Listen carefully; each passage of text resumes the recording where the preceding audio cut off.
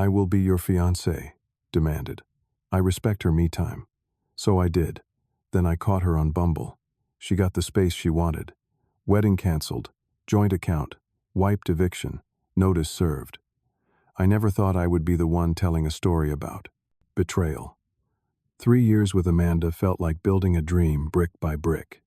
We had it all planned out, the wedding in 6 months. The house we would buy, even names for our future children.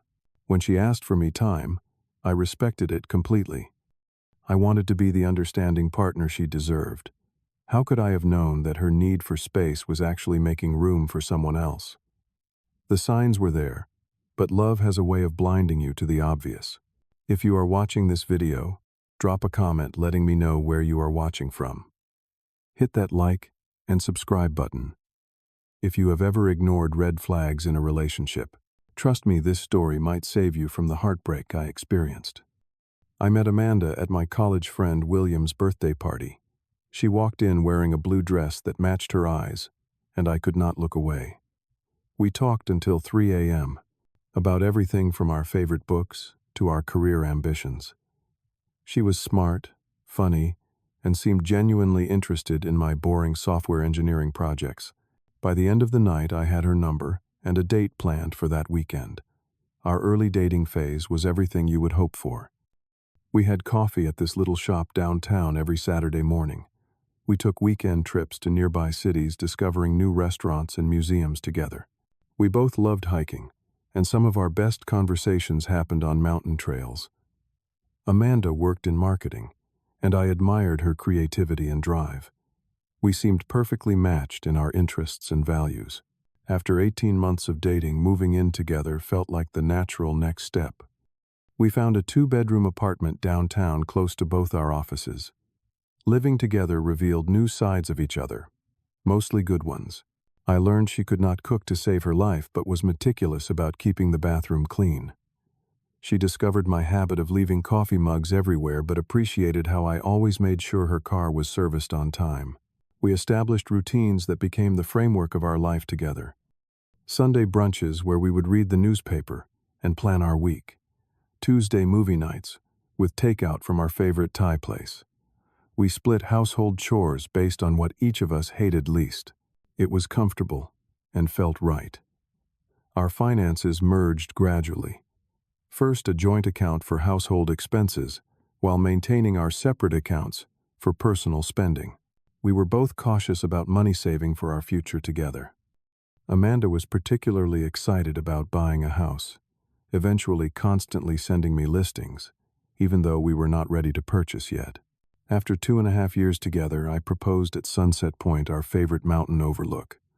I had the ring for months, waiting for the perfect moment. When she said yes, with tears in her eyes and the golden light of sunset behind her, I truly believed we would grow old together. We set the wedding date for 6 months later, wanting a spring ceremony. Every decision from the venue to the honeymoon plans felt like another step toward our perfect life. We supported each other through career challenges too. When Amanda was passed over for a promotion she deserved, I was there with ice cream and encouragement. When my startup project failed, she reminded me of all my past successes and helped me update my resume. We were a team facing life together. The first changes were so subtle, I barely noticed them. Amanda started keeping her phone face down and taking calls in another room. She changed her password and angled her screen away when I walked by. At the time, I told myself she was just focusing more on work or planning a surprise for me. Plans we had made weeks in advance suddenly got canceled because she was not feeling well or had to work late. Our Friday dinner date, a tradition since we started dating, became optional in her mind. I found myself eating alone at our favorite restaurant twice in 1 month, checking my phone for messages that never came. The physical distance grew too. Kisses became quick pecks rather than moments of connection. She started sleeping on her side of the bed, no longer curling against me in the night. When I reached for her, there was often a reason why not tonight. I told myself it was just stress, a temporary phase that would pass. Amanda began mentioning work friends I had never met. Girls' nights out became more frequent, and she would come home with stories about people whose names were new to me. Jordan from accounting, who was going through a messy divorce. Taylor, who always knew the best new clubs. People who had apparently become important in her life, without ever intersecting with me. Then came the nights she arrived home much later than expected. Midnight, 1 a.m., sometimes with the slight smell of alcohol and wearing more makeup than she had left in. Her explanations made sense on the surface. The dinner ran long. They decided to grab drinks after she lost track of time. I wanted to believe her. The me-time conversation happened on a Thursday evening. We were having dinner, something I had cooked while waiting for her to come home. She put down her fork, took a deep breath, and said we needed to talk. She told me she had been feeling smothered lately, that she needed space to think and be herself, that she loved me but was losing her identity in our relationship. She wanted designated time. That was just hers. One weeknight and one weekend day, when she would be completely alone, no questions asked, no check-ins, no expectations. I was confused and hurt. We did not spend every minute together. We both had friends and hobbies outside our relationship, but she insisted this was different, that she needed structured alone time to maintain her mental health. She made it sound reasonable, even healthy. I asked if there was something I was doing wrong, if I was too clingy or demanding. She assured me it was not about me, but about her need for independence, that this would make her a better partner, a happier person, that it was common for couples to struggle with boundaries before marriage, and this was her solution. Despite my concerns, I agreed to try it. I loved her and wanted her to be happy. If she needed space, I would give her space. I could use the time to hit the gym more often or reconnect with friends I had been neglecting. It would be fine, I told myself. This was what understanding partners did for each other. I had no idea I was giving her exactly what she needed to betray me. I respected Amanda's me time completely. On her designated nights, I made plans with my own friends, spent extra hours at the office finishing projects, or went to the gym. I even joined a pickup basketball game on Thursday nights, something I had enjoyed in college but dropped as our relationship became more serious. I tried to make our time together more special to compensate for seeing each other less. I planned surprise dates, cooked her favorite meals, brought home small gifts just because. I wanted to show her that I supported her need for space while still nurturing our connection. But despite my efforts, Amanda continued to drift away. On the nights we were together, she was often distracted, checking her phone more than usual. Our conversations felt shallow, like we were just going through the motions. When I asked about her me-time activities, her answers were vague, just relaxing, catching up on reading, visiting a new coffee shop to think. What I did notice was that she put more effort into her appearance on her nights out, new clothes I had never seen before, more time on her hair and makeup, perfume she usually saved for special occasions. When I complimented how nice she looked, she would say something about wanting to dress up for herself, about how good it felt to make an effort, even for an evening alone. As the weeks passed, I noticed inconsistencies in her stories. She mentioned reading a book at a cafe downtown, but the receipt that fell from her purse was from a restaurant in a completely different neighborhood. She talked about a movie she had watched, but could not recall basic details when I asked about it. Small things easily explained away, but they added up. Then came the restaurant receipts. While doing laundry, I found a receipt for dinner for two at Maxwell's, an expensive steakhouse downtown. The date matched one of her me-time evenings, when she had told me she was working late on a big project. The timestamp showed 9:45 p.m., well after any business dinner would normally end. There were 2 entrees, 2 desserts, and an expensive bottle of wine. I did not want to jump to conclusions. Maybe she had met a friend and forgot to mention it. Maybe it was a work dinner she had misrepresented because she knew I was looking forward to spending the evening together. I put the receipt on her dresser without comment, but she never mentioned it.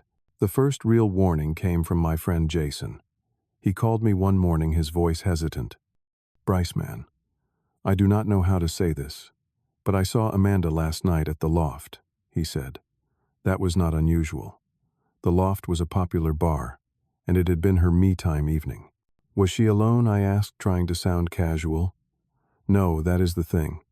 She was with some guy. They looked close. I would have said hi, but they were pretty involved in conversation. His hand was on her back. I felt sick, but thanked him for telling me.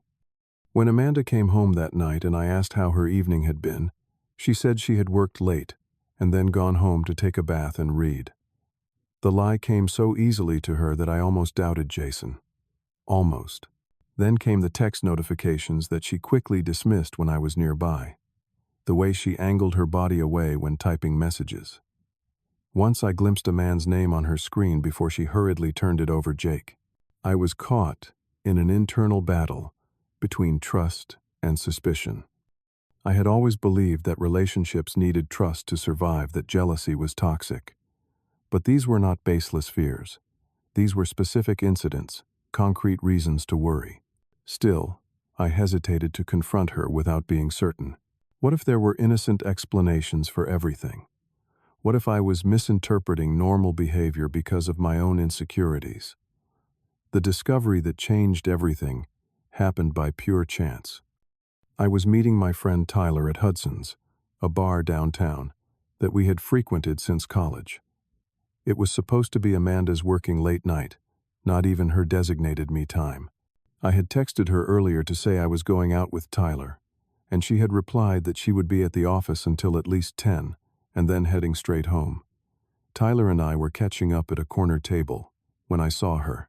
She was sitting at the bar alone, completely absorbed in her phone. She was smiling at the screen, swiping right occasionally. The yellow interface was unmistakable.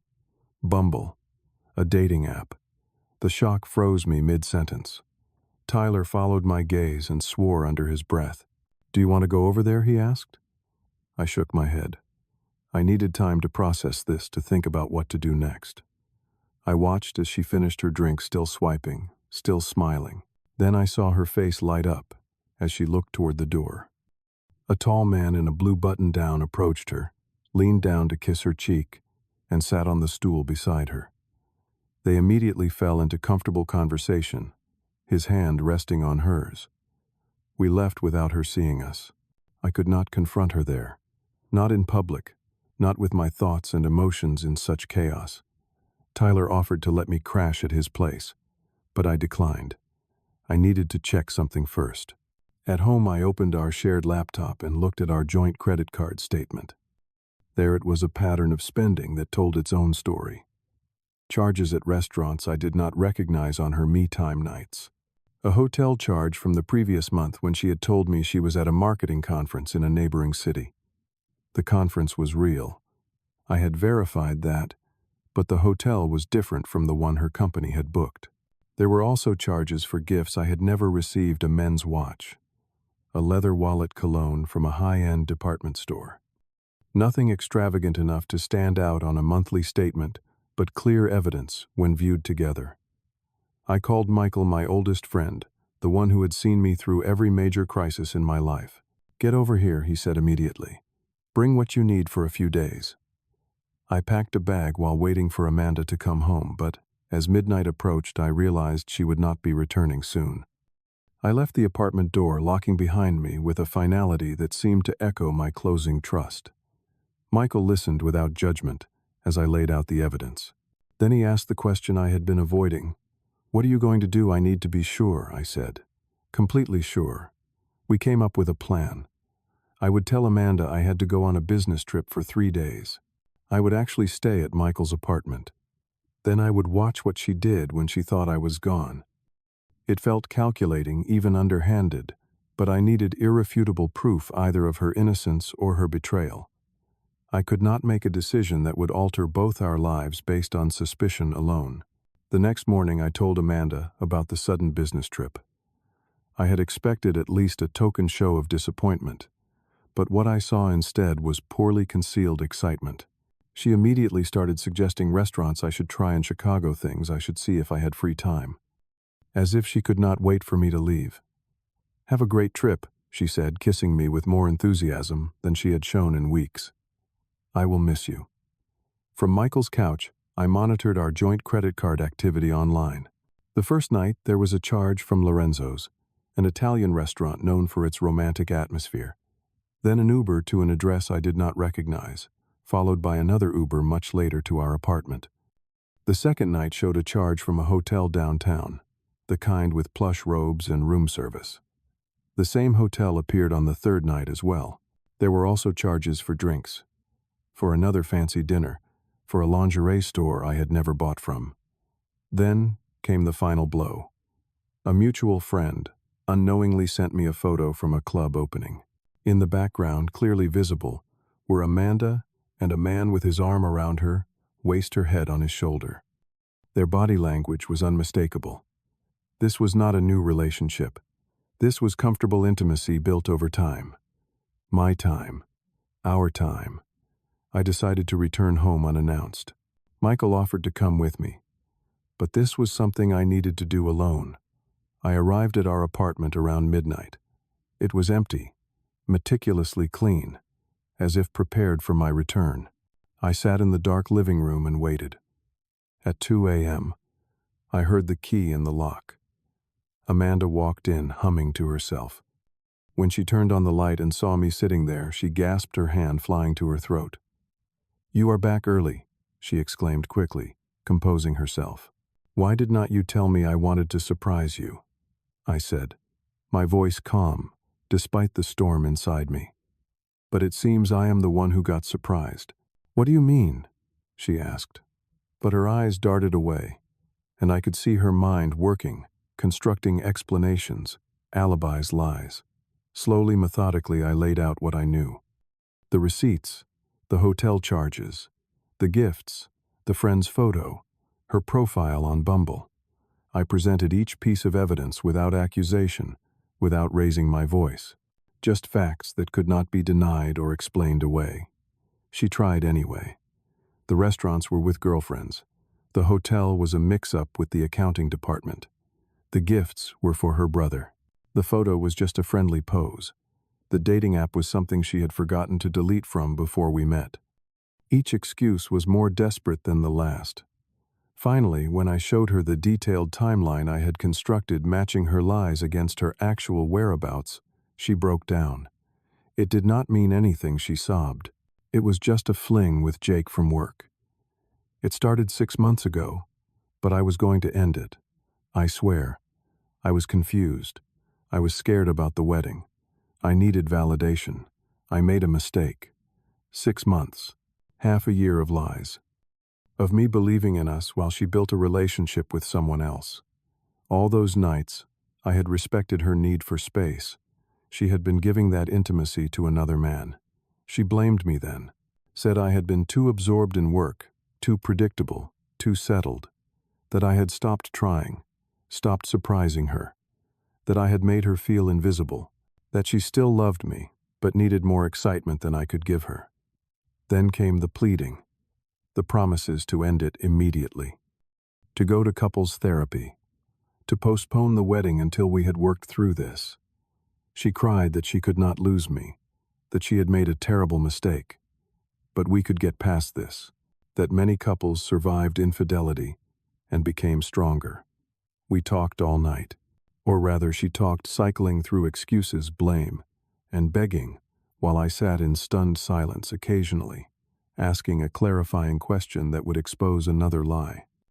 By dawn I was emotionally exhausted, but clear. On one thing there was no coming back from this. I told her I needed time to think, that I would stay with Michael for a few days, that we would talk again when I had processed everything. She clung to this, seeing it as hope, as a chance to convince me to forgive her. She did not understand that I was already gone. My first step was consulting with a lawyer. I learned that since we were not yet married, the legal entanglements were relatively simple. The apartment was in my name only. The wedding venue and vendors had cancellation policies. The engagement ring, legally speaking, was a conditional gift that could be reclaimed if the marriage did not occur. I gathered and documented all evidence of Amanda's affair. Screenshots of credit card statements, the photo from the club, texts from friends who had seen them together. Not for legal reasons, but to protect myself from gaslighting, from the moments of weakness when I might start to doubt what I knew to be true. Next, I dealt with the financial aspects. Our joint account had accumulated considerable savings for the wedding and honeymoon. I transferred exactly half of those funds back to my personal account, leaving her share untouched. I then removed my name from the joint account, eliminating any future connection. The wedding cancellations were painful, but necessary.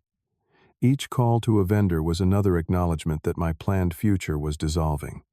Most were understanding, some even refunded deposits out of sympathy. I made these calls without telling Amanda, knowing she still believed we might work things out. I wrote individual messages to close family and friends, who had already been informed of the wedding date, explaining simply that the engagement had ended due to a breach of trust. I asked for privacy and understanding during this difficult time. The responses were overwhelmingly supportive, with many people revealing they had experienced similar betrayals. After 3 days of methodical dismantling of our shared future, I returned to the apartment with Michael for support. Amanda was not there, likely at work. I packed all my essential belongings enough to live on until I could arrange for the rest.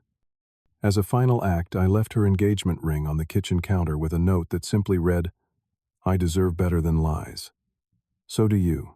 Goodbye." I had arranged for a month-to-month rental in another part of town somewhere she would not think to look for me. Before leaving, I placed an eviction notice on the counter beside the ring. The apartment was legally mine, the lease in my name alone. I was giving her 30 days to find new accommodations, more than generous under the circumstances. I blocked Amanda on all social media platforms and changed my phone number. The only communication channel I left open was email, which I would check periodically for any necessary logistical arrangements. Then I went dark, surrounding myself with only my closest friends, those who knew not to share my whereabouts. Amanda's reaction was as expected. She blew up my email with messages ranging from apologetic to angry to desperate. She showed up at my office, causing a scene that necessitated security involvement. She enlisted mutual friends to reach out on her behalf, most of whom respected my wishes when I explained the situation, though some took her side and accused me of overreacting. The most unexpected development came when her parents called me. I had always had a good relationship with them and had been dreading their reaction. To my surprise, they apologized for their daughter's behavior. Her father, especially, was adamant that I had done the right thing by walking away, that no man should tolerate such disrespect. Their support, while not necessary, was a balm to my wounded pride. Her final email came 3 weeks after our confrontation. It was different from the others, calmer and seemingly more genuine. She accepted full responsibility for her actions, acknowledged the pain she had caused, and wished me well. She confirmed she had found a new apartment and would be out by the eviction deadline. She asked for nothing, except that I might someday forgive her, not for her sake, but for my own peace. I learned through mutual friends that the affair had become known at her workplace. Jake, it turned out, was married with a young child, information he had concealed from Amanda. When his wife discovered the affair, she contacted Amanda's supervisor. Both Amanda and Jake faced disciplinary action for conducting a personal relationship that had affected their professional responsibilities. Jake was transferred to another department, and Amanda was passed over for a promotion she had been expecting. This news brought me no joy, only a sad confirmation that deception rarely stays hidden forever. Actions have consequences, often beyond what we can anticipate. I felt sorry for Jake's wife and child, innocent victims in a web of selfishness. The months following our breakup were a mixture of grief, anger, and slow healing. I went through all the classic stages of loss. Some days I missed her so intensely I almost called. Other days I was furious, raging at the wasted years and broken trust. There were moments when I questioned everything. Had there been signs I missed? Could I have prevented this? Was there something fundamentally unlovable about me? Therapy helped immensely. My counselor guided me through the process of separating Amanda's choices from my worth. Her betrayal was about her character, not mine. Her dissatisfaction was something she should have communicated honestly, giving us a chance to address it together or part ways with dignity. Instead, she had chosen deception, and that choice reflected nothing about my value as a partner. I reconnected with friends I had neglected during my relationship.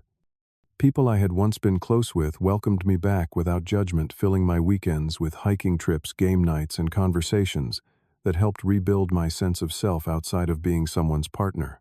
Work became a welcome distraction. I threw myself into new projects, earning a promotion and recognition that bolstered my confidence. The focused mental effort required for coding problems left little room for dwelling on personal pain, at least during office hours. Physical activity became crucial to my healing. I joined a rock climbing gym, challenging myself to conquer increasingly difficult routes. The combination of mental focus and physical exertion was therapeutic, and the visible progress I made week to week reminded me that growth comes from pushing through difficulty, not avoiding it. Gradually, the sharp pain of betrayal dulled to an occasional ache. I could go days without thinking of Amanda, then weeks. The dreams where she returned apologetic and loving became less frequent. I deleted old photos and packed away mementos, not in anger but as part of making space for a new chapter. 6 months after the breakup, I moved into a new apartment in a different neighborhood.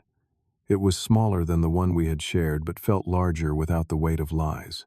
I furnished it entirely, with new items creating a space that had no history of her.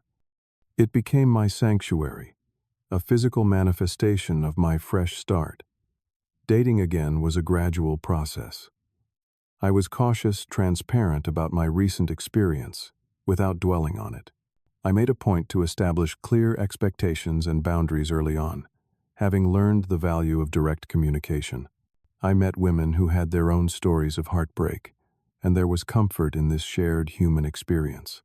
The resilience we all showed in remaining open to connection despite past wounds. The greatest lesson from this painful chapter was learning to trust my instincts.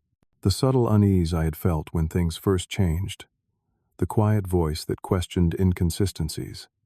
These were not paranoia, but my subconscious recognizing patterns my conscious mind was not ready to accept.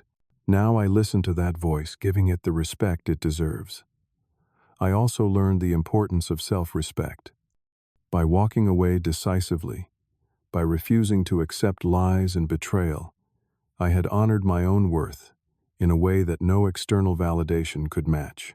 This was not about revenge, but about having clear standards for how I deserved to be treated and the courage to enforce them. Most importantly, I discovered that while trust once broken is difficult to rebuild, the capacity to trust itself remains intact. Amanda's betrayal did not make me incapable of believing in others. It made me wiser about who earned that belief, more attentive to actions rather than words, more appreciative of consistency and honesty. Today, I am not the same person who sat shocked in that bar, watching his fiancée on a dating app. I am stronger, more self-aware, more compassionate toward others, struggling with betrayal. The experience that could have made me bitter, instead, made me more authentic, more committed to living with integrity, regardless of how others choose to behave. If there is anything I would tell someone facing a similar situation, it is this: trust yourself. You know when something is wrong. Do not ignore the signs out of fear or love or convenience. You deserve honesty. You deserve someone who chooses you every day, not just when it is easy. And when faced with betrayal, remember that how you respond defines you more than how they treated you. I chose to respond with dignity, with self-respect, with clear consequences. In giving Amanda the space she wanted, I created the space I needed to become a better version of myself. Sometimes the most loving thing you can do for yourself is to walk away. That is my story, a journey I never wanted to take but am now grateful for. Have you ever faced betrayal and found strength you did not know you had? How did you handle discovering your partner was unfaithful? Drop your thoughts in the comments below. If my story resonated with you, please hit the like button so others can find it too. Subscribe to my channel for more real-life stories about relationships, betrayal, and healing. And if you know someone who might need to hear this message, share this video with them. Sometimes knowing others have walked this path can be the first step toward finding your own way forward. Thank you for listening to my journey. Remember, the end of one story is just the beginning of another. Choose to be the hero of yours.